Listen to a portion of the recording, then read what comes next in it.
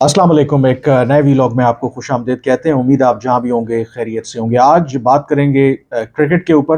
पाकिस्तान की जो टीम का सफ़र था आलमी कप 2023 वो अपने इख्तिताम को पहुंचा। आप कह रहे होंगे कि मैं क्रिकेट के ऊपर क्यों बात कर रहा हूँ, क्योंकि आम तौर पर ये भी गिला होता है कि जो हम सहाफ़ी हजरात हैं वो मौके के एतबार से हर वक्त हर जो शोबे में एक्सपर्ट बन जाते हैं। लेकिन क्रिकेट की अगर बात करें, एक तो ऑब्वियसली मैं बड़ा एक फ़ैन तो हूँ ही हूँ, लेकिन मैं ये भी आपको बता दूं कि क्रिकेट मैं खेलता भी रहा हूँ कॉलेज और यूनिवर्सिटी लेवल तक, और इवन अभी भी कभी जब मौका मिलता है, ज़रा मसरूफियत बहुत ज़्यादा होती है तो नेट के अंदर बॉलिंग करता हूँ। और मैं ये भी आपको बता दूं कि मैं left arm slow left arm bowling करता रहा हूँ और अभी भी करता हूँ। और इवन जो नेट के अंदर यंग प्लेयर्स हैं वो रिक्वेस्ट करके मुझे कहते हैं कि आप हमें बॉलिंग कराएं।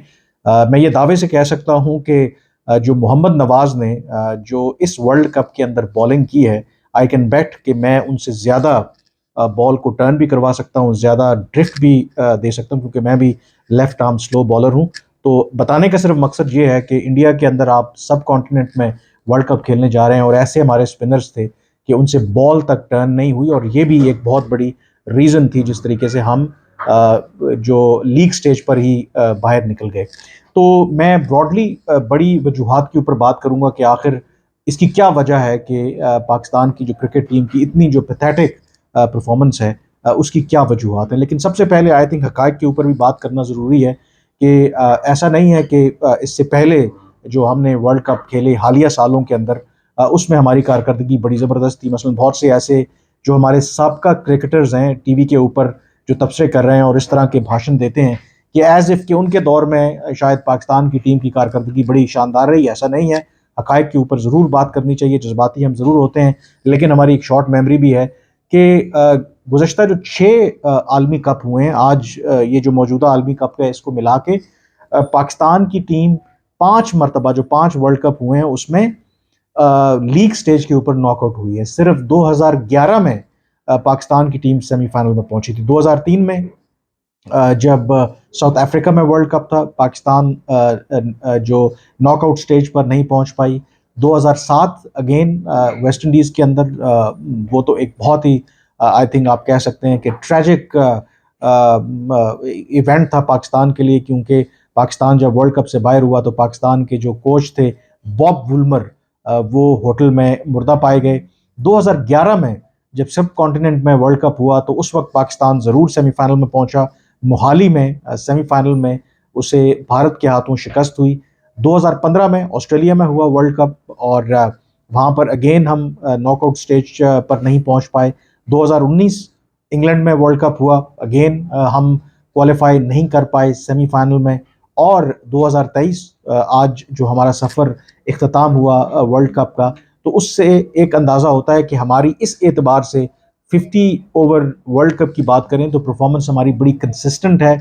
2011 में ही सिर्फ हम सेमीफाइनल में पहुंच पाए थे, उसके अलावा हम नॉकआउट स्टेज पर नहीं पहुंचे। हाँ, T20 के अंदर हमारी कारकर्दगी ज़बरदस्त रही। 2007 में हम फाइनल में पहुंचे, 2009 में हमने जो वर्ल्ड कप जीता, फिर इसी तरह से तवातुर से हम सेमीफाइनल तक भी पहुंचते रहे। और इवन जो लास्ट ईयर ऑस्ट्रेलिया में T20 का वर्ल्ड कप फाइनल हुआ था, उसमें हम ज़ाहिर है कि इंग्लैंड से हारे थे। तो इसलिए आप कह सकते हैं कि ये बात बिल्कुल ठीक है कि पाकिस्तान का जो अब मिजाज है, हम T20 की अच्छी टीम तो हैं लेकिन 50 ओवर वर्ल्ड कप की टीम नहीं है। अब ज़रा क्विकली दो चार चीज़ें जिसके ऊपर बात करना बहुत ज़रूरी है कि आखिर पाकिस्तान की टीम भले ठीक है वर्ल्ड कप से बाहर हुई है, खेल के अगर बाहर होती, अगर वो जान लड़ाती। मसलन एक मैच हमने साउथ अफ्रीका के खिलाफ देखा कि पाकिस्तान की टीम ने वहाँ पर जो अपना एक पाकिस्तान स्टाइल में हम क्रिकेट खेलते हैं, एक जान मारी और उसमें हम हार गए, गुड इनफ। लेकिन बाकी जितने जो मैचेस थे उसमें जिस तरीके से हमने खेला, यकीनी तौर पर ये मेरे ख्याल में पाकिस्तानी फैंस को, पाकिस्तानी अवाम को ज़्यादा बात तंग करती है और दुख का बायस बनती है कि कम से कम आप लड़कर तो हारें। अगर हार जाएं तो कोई बात नहीं, लड़कर तो हारें एटलीस्ट, उससे आपकी जो इज्जत रह जाती है। लेकिन सबसे बड़ा जो फैक्टर है इसके अंदर, आई थिंक जो टीम सिलेक्शन है, that was absolutely poor, given the fact कि ये इंडिया के अंदर टूर्नामेंट हो रहा था। और आप इमेजिन करें कि ओरिजिनल हमारे प्लान के अंदर जो भी हमारे टीम मैनेजमेंट थी, क्रिकेट के सिलेक्टर्स थे, उसमें अब्दुल्ला शफीक जिन्होंने परफॉर्म किया वो ओरिजिनल वर्ल्ड कप के प्लान में शामिल नहीं थे। South Shakeel again middle order batsman, उन्होंने परफॉर्म किया, वो हमारे ओरिजिनल जो प्लान था हमारा वर्ल्ड कप का, उसकी जो तैयारी कर रहे थे उसका हिस्सा नहीं थे। And thirdly even Wasim junior, दो कि आज उनको ज़रूर मार पड़ी इंग्लैंड के खिलाफ, लेकिन अदर देन दैट उन्होंने बड़ी अच्छी बॉलिंग कराई। वो भी ओरिजिनल प्लेइंग 11 का जो प्लान हमारा था उसका हिस्सा नहीं थे, लेकिन इन्हीं तीनों प्लेयर ने जो हिस्सा नहीं थे उन्होंने परफॉर्म किया। जो हिस्सा थे उनकी कारकर्दगी हमारे सामने है।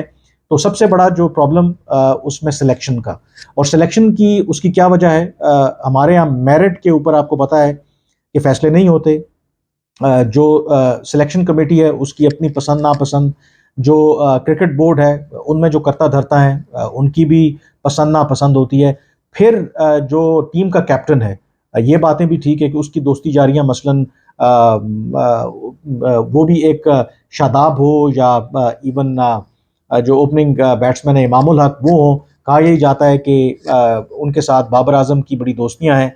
तो वो भी एक वजह है कि उनको भी बावजूद उनकी बुरी परफॉर्मेंस के मुसलसल टीम के साथ उन्होंने उनको रखने में तरजीह दी। और ये चीज़ें क्यों होती हैं, अब इसका जो लिंक है आप ऊपर चले जाएं कि जब आपका क्रिकेट बोर्ड जो है उसमें सियासी मुदाखलत होगी, उसमें मेरिट के ऊपर जो लोगों को तैनात नहीं किया जाएगा, मसलन जिस तरह पाकिस्तान की सियासत है, क्रिकेट बोर्ड भी उसी तरह से चलता है। जब इमरान खान या पीटीआई की गवर्नमेंट थी उनके दौर में रमीज़ राजा साहब क्रिकेट बोर्ड के चेयरमैन थे। तहरीक अदम एतमाद के जरिए इमरान खान की छुट्टी हुई, कुछ अरसे के लिए तो रमीज़ राजा पीसीबी के चेयरमैन रहे, लेकिन जाहिर है कि फिर जो पीडीएम की हुकूमत थी उन्होंने अपना बंदा लाना था, तो उन्होंने नजम सेठी को वो ले आए।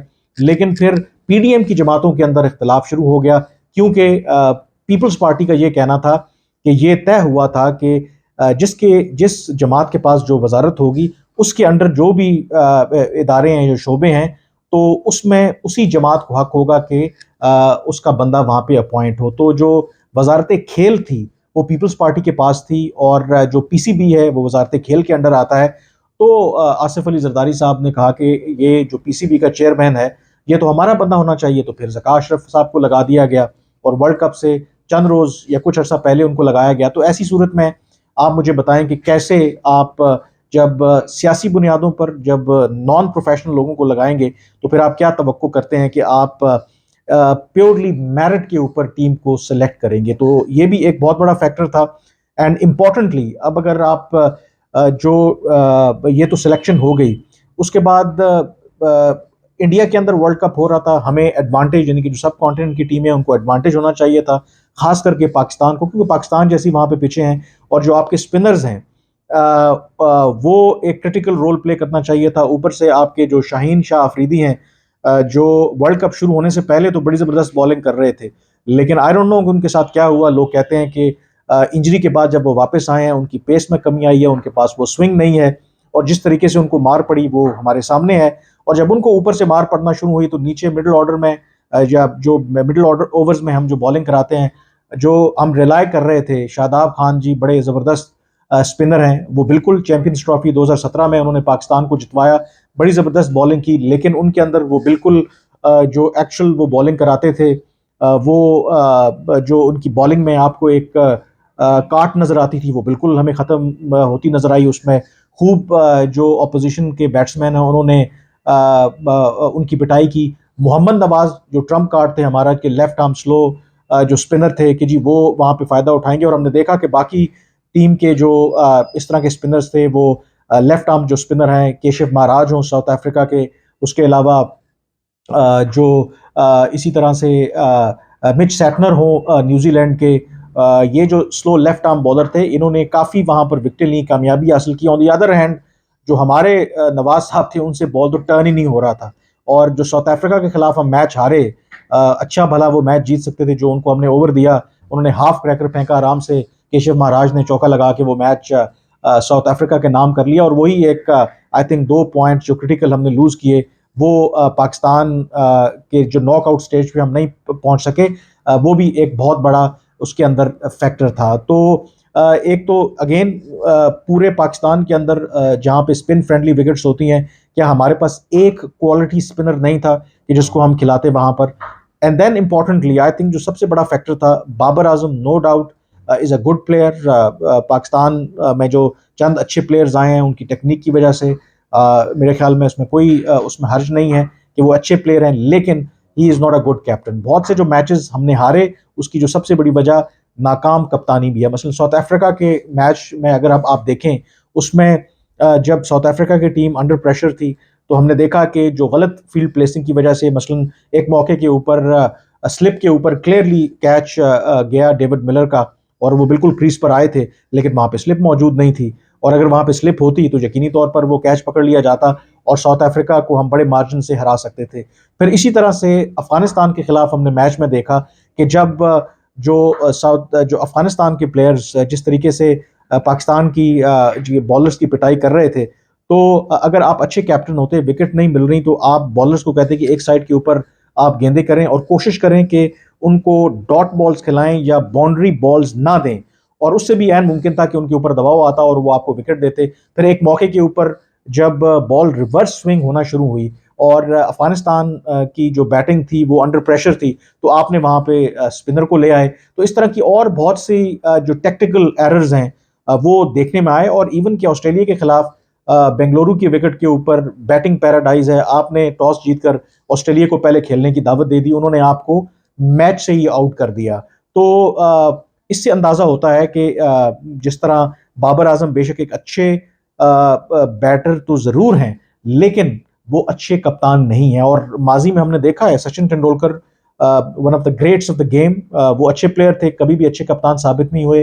Virat Kohli is another example, अपने जो असर हाजिर के आप कह सकते हैं कि सबसे बेहतरीन बल्लेबाज है, वनडे इंटरनेशनल की बात करें, वो अच्छे कप्तान साबित नहीं हुए। तो ये भी एक बहुत बड़ा फैक्टर है कि जो, और ये टीम मैनेजमेंट का काम है, ये क्रिकेट बोर्ड का काम है कि आप ऐसे खिलाड़ियों को आइडेंटिफाई करें जो ना सिर्फ अच्छा खेलते हों, बल्कि उनमें टीम को लीड करने की भी सलाहियत हो, वो टेक्टिकली भी अच्छा सोचते हों, वो गेम को अच्छी तरह से रीड करते हों।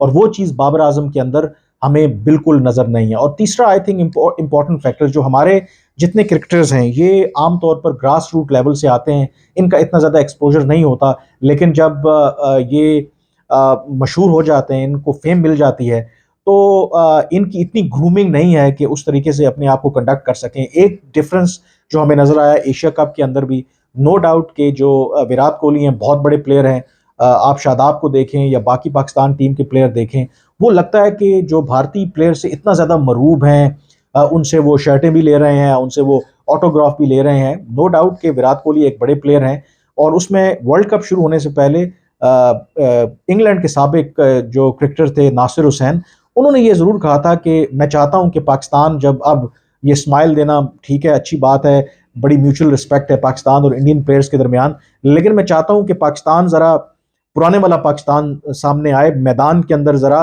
बताए कि उनकी कितनी स्ट्रांग राइवलरी है। लेकिन लगता ही है कि हमारे प्लेयर्स का जो एक्सपोजर है, उनके लिए विराट कोहली से मिलना, उनसे ऑटोग्राफ लेना एक बहुत वो बड़ी बात है। तो ऐसी सूरत में जब आप खुद एक क्रिकेटर हैं और आप मुखालिफ टीम के किसी प्लेयर को इतना उससे ओवरवेल्म है, तो आई एम श्योर कि फिर आप उस तरीके से परफॉर्म नहीं कर पाते। तो और आखिर में आई थिंक इम्पॉर्टेंटली ये बात भी अपनी जगह पे तय है, दो कि अफगानिस्तान ने इस थ्योरी को भी गलत साबित किया है कि आपका मुल्क बेशक जिधर मर्जी जा रहा हो, ज़रूरी नहीं है कि उसकी रिफ्लेक्शन स्पोर्ट्स के ऊपर भी आए, क्योंकि अफगानिस्तान का हाल हमें पता है 40-45 साल से वो हालत जंग में है, लेकिन जिस तरीके से अफगानिस्तान की टीम ने बियॉन्ड एक्सपेक्टेशन परफॉर्म किया, that is I think unbelievable. हमें अच्छा लगे या बुरा लगे, ये फैक्ट है कि उनकी उस परफॉर्मेंस की वजह से जो क्रिकेट के हलकों में उनकी एक रिस्पेक्ट बढ़ी है, क्योंकि उन्होंने मैदान के ऊपर ज़बरदस्त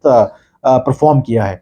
on the other hand Pakistan की देखें, जो हमारी ओवरऑल इस वक्त इकोनॉमिकली और पॉलिटिकली जो सिचुएशन है, और वो फिर रिफ्लेक्ट भी होती है। आप कोई भी शोबा हो, आपका वो खेल हो, क्रिकेट हो, हॉकी हो, तो उसमें वो हमें चीज़ रिफ्लेक्ट होती नज़र आती है। तो मेरे ख्याल में ओवरऑल आई थिंक जो मेन चीज़ है, आई थिंक कैपेसिटी की अपनी जगह पे बात है। मेंटली आई थिंक जो हमारे जो प्लेयर्स हैं, वो मेरा ख्याल है कि इतने बड़े स्टेज के ऊपर उनमें परफॉर्म करने की सलाहियत नहीं है। इंडिया के खिलाफ मैच में हमने देखा बड़ी ज़बरदस्त हमारी पोजीशन थी और फिर हमने 36 रनों के बस 8 विकेटें हमने गंवा दी। अगर वो 50 ओवर्स हम पूरे खेल जाते तो 270-80 का टारगेट होता, तो things could have been different. And importantly अब प्रोफेशनलिज्म इतनी ज़्यादा है कि 2019 में भी हम नेट रन रेट की वजह से क्वालिफाई नहीं कर सके। इस दफ़ा भी कुछ ऐसी सूरत हाल है और जो हमारी पीछे टीम मैनेजमेंट है, हमारे प्लेयर्स में भी इतनी अवेयरनेस होनी चाहिए कि हमने जो आधे मैचेस खेले हैं उसमें हम 50 ओवर्स पूरे नहीं खेल सके। ऑस्ट्रेलिया को ले लें, अफगानिस्तान, साउथ अफ्रीका, इंडिया, हम 50 ओवर्स पूरे नहीं खेले। अगर हम ये मैच हारे तो हैं ही, अगर 50 ओवर्स पूरे खेल जाते तो शायद हमारा जो नेट रन रेट है वो न्यूजीलैंड से बेहतर नहीं तो न्यूजीलैंड के बहुत करीब होता। अब ये जो तमाम चीज़ें हैं ये मैनेजमेंट का काम है इनको बताना। इतनी बड़ी फोर्स उनके साथ मौजूद है, स्टैटिस्टिशियन मौजूद हैं, पता नहीं हर तरह के एनालिस्ट उन्होंने साथ रखे हुए हैं। तो आई डोंट नो कि उनको वो वहाँ पर इन चीज़ों के बारे में बताते हैं या नहीं बताते, बट आई बिलीव कि इवन जो इस लेवल पर इंटरनेशनल प्लेयर्स आते हैं इनको इन चीज़ों का अदराक होना चाहिए या पता होना चाहिए। But nevertheless again it's a tragedy for all the Pakistani fans given the fact कि आप इंडिया के अंदर जाकर इस तरीके से नॉकआउट हुए हैं और लोगों को ज़रूर इस हवाले से मेरे ख्याल में दुख है। और अगर आगे की बात की जाए, आई डोंट नो, माजी में भी ऐसा होता रहा, इससे बड़ी ट्रेजेडीज हुई। 2007 में हमने देखा, फिर हमारे यहाँ इंक्वायरी कमीशंस बनते हैं, कमेटीज बन जाती हैं और वो सिफारशात होती हैं, लेकिन कुछ अर्से के बाद दोबारा हम भूल जाते हैं और जो क्रिकेट के शायकीन एक दफ़ा फिर उम्मीद लगा के बैठ जाते हैं कि जी हमारी टीम अच्छा परफॉर्म करेगी। और इस दफ़ा भी आई एम सॉरी टू से जो भी हमारी परफॉर्मेंस है यही होगा। एक दो लोगों को हटाया भी जाएगा, कोचेस तब्दील हो जाएंगे, कप्तान को शायद तब्दील कर दिया जाए, नए लोगों को शामिल कर लिया जाए और बस कॉस्मेटिक चेंजेस होंगी और दैट्स इट। और फिर जब कोई बड़ा इंटरनेशनल जो टूर्नामेंट आएगा वहाँ पे हम हमारी टीम बुरा परफॉर्म करेगी और एक दफ़ा फिर जो आज मैंने आपसे बातें की हैं मैं दोबारा वही आपसे बातें कर रहा हूँ। आज के वीलॉग से इतना ही, मुझे इजाज़त दीजिए। अल्लाह हाफिज़।